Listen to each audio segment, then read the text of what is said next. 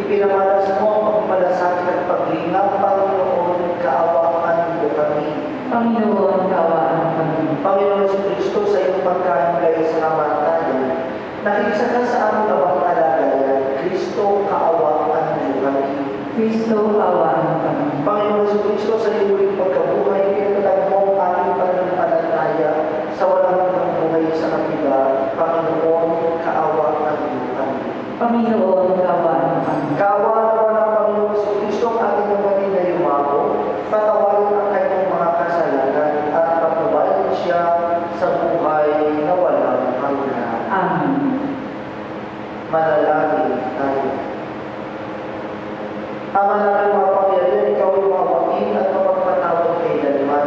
Kami lumulong para kayo sa Ines na iyong tinawag ko Panginoong makapili, pagundahan sa kanyang pag-asa at pananampalataya, may haligawa siya sa kanyang talagang bayan at magkamit ng ligayang pagpapakailanman sa pamamagitan ni Yesu Kristo kasama ng Espiritu Santo, magpasawalang hanggan.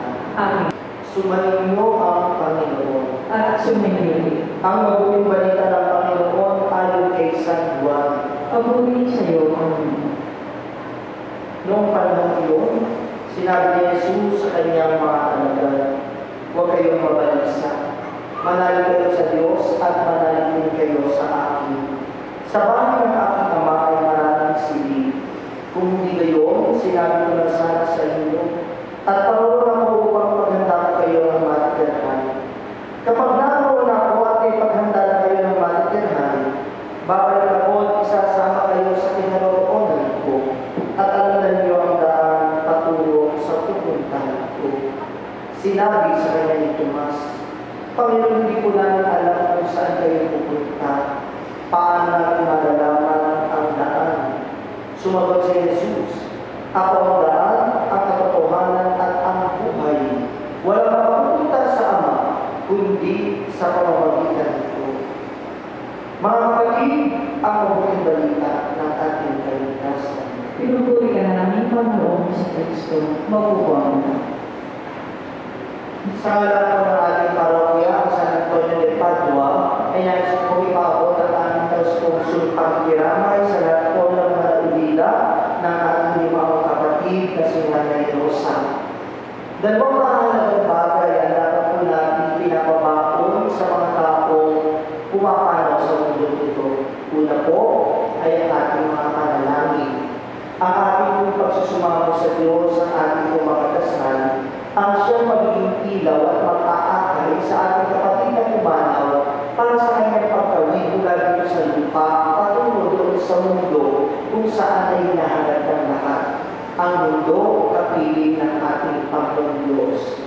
At ang ating kong ginagawa ngayong pagdaliwang ng banal na misa ay ang konkretong pamamaraan ng kainalangin dahil ang misa po ang pinakamataas na uri ng papuri at pagsamba.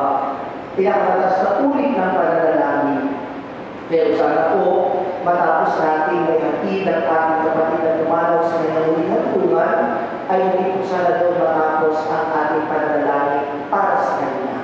Sana po magpapatuloy pa rin tayo ng pananalangin upang tunay niyang makakit ang kalwalhatian at ang huling pagkabuhay na ipinangako ng ating Panginoon sa ating lahat.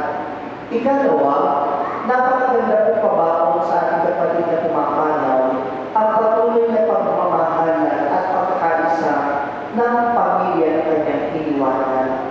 Wala pong taong pumapanaw sa mundo ito ang masasyahan na makita ng kanyang iniwanan pamilya ay nagkatawa ng watak at hindi nagkakasundo. Sa kabila ng kanyang pag-alis, sa kabila ng kanyang pag-isan, kung ang pamilya kanyang iniwanan ay nakikita niyang patuloy na pamahalan at nagkakaisa, saan na siya naroon ngayon, magkakaroon ng kapayapaan ang kanyang puso. Ang pagkamatay ko ito ni Nanay Rosa ay paalala sa ating lahat na sa mundo ito ay wala tayong masasabing tunay na atin. Wala tayong pag-aari. Hindi natin kontrolado ang mga bagay-bagay. At maging ang kamatayan ay lumarating sa mga panahon hindi natin inaasahan. Lahat tayo ay dadaan lamang sa mundo ito at babalik sa kung saan tayo nagmula. isang magandang buhay na gagawing inspirasyon at buwanan ng mga taong nakakilala sa atin. Sana ako, sa paghahanap natin kay Nanay Rosa sa kanyang ulit ng kahantungan, ay kalakip sa ating puso ang pag-asang pagkatapos ng kamatayan sa buhay dito sa mundo ay mayroong muling pagkabuhay na inilalaan para sa ating lahat.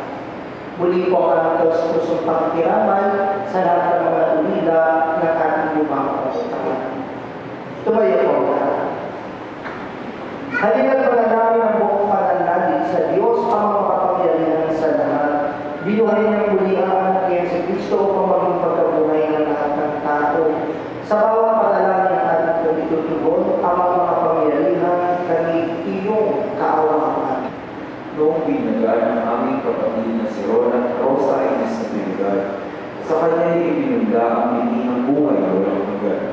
Naway umani ito ang pagkabuhay sa piling ng mga banal sa kanila. Idalangin namin siya sa poong ikaw. Amang makapangyarihan kami iyong kaawaan. Ang lahat ng namatay na umaasa muling pagbubuhay ay malulutong tanggapin at Diyos sa piling niya sa kalamitan. Idalangin namin sila sa poong ikaw. Amang makapangyarihan kami iyong kaawaan. Ang lahat ng ating mga kapatid na narito, ang mga nagdadalamhati at nalulubay, at ang lahat ng sa kanila'y nakikiramay ay magkasama-sama nawa sa langit at tahanan. Idalangin natin sila sa poong ikaw. Amang makapangyarihan kami iyong kaawaan. Naway kato'y palaan ng Panginoon ang ating mga ibang kapatid, kamag-anak at pinagkakakutan ng loob. Idalangin natin sila sa poong ikaw. Amang makapangyarihan kami iyong kaawaan.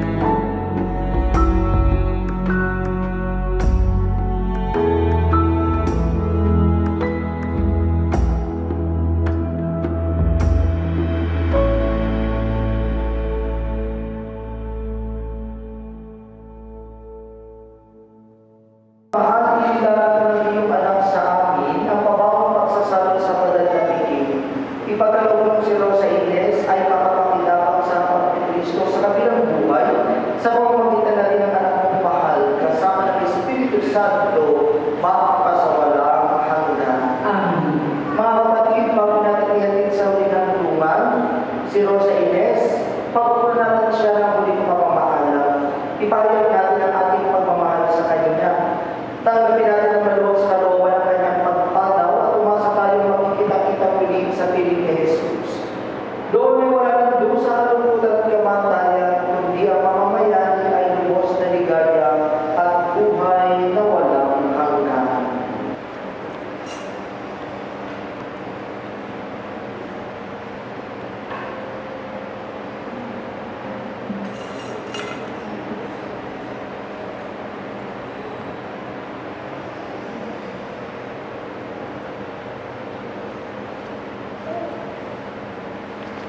Ng mga banal na nasa kalangitan, halikayo at samahan.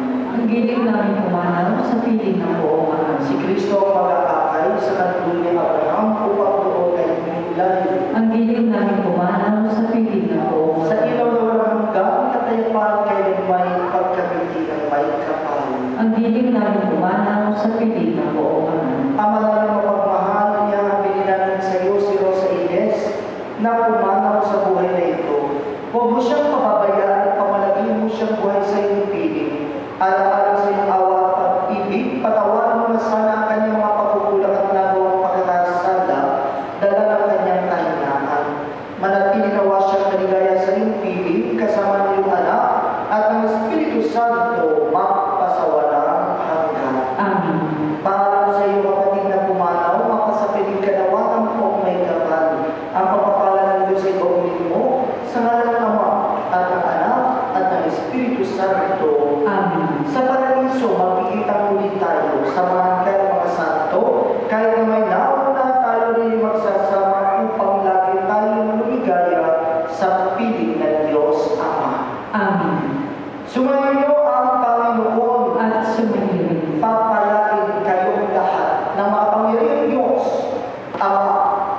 Anak, at Espiritu Santo. Amen. Tapos na po ang ating pagdiriwang, ang ating kapatid na pumanaw ay wala na natin ihatid sa kanyang muling hantungan.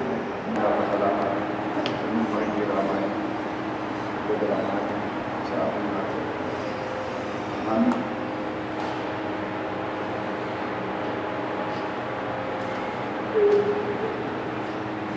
Okay.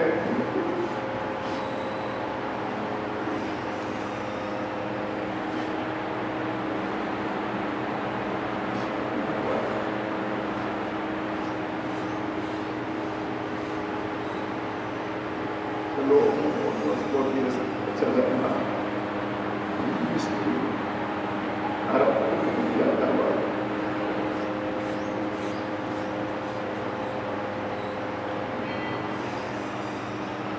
Pag ginagawa ko pagkain ng mga sakit, pag nakikinig ko ng pamilya,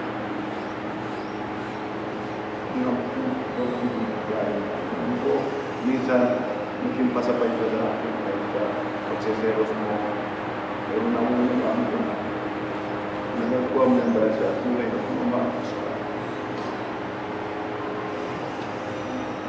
Mami, paalam sa iyo.